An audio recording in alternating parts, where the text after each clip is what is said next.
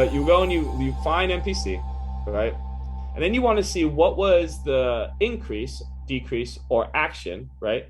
Based around MPC today. Yeah, look, correlates right there. Massive volume increase.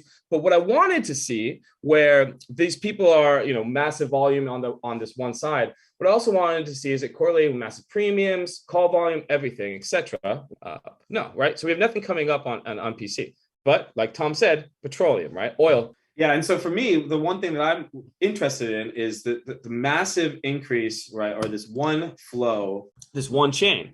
So when I do go, and I always like to analyze, right, but I like to see for things that are massively increased, right, and I want to kind of just perk your ears up, like what's going on here, right? And when there's this massive on this call side, I mean, in my mind, there's not a lot of people that beforehand thought that this had more upside, right? At that 72 level. But what I do see is, when I'm looking at this, there's definitely some significant price action that we're going to get. So what I'm going to be paying attention to for tomorrow is 68 on the downside. If it closes below 68 and on the 15-minute candle at all tomorrow, at all, right, we'll retrace close to 67, which is full dollar, which would be nice.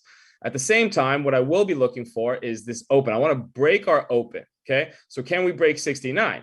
If we break our open here, there's a high probability we'll retrace the dollar up too. And like I said, with the proper options calculator on MPC, a dollar move is going to be substantial with the proper ask to delta ratio.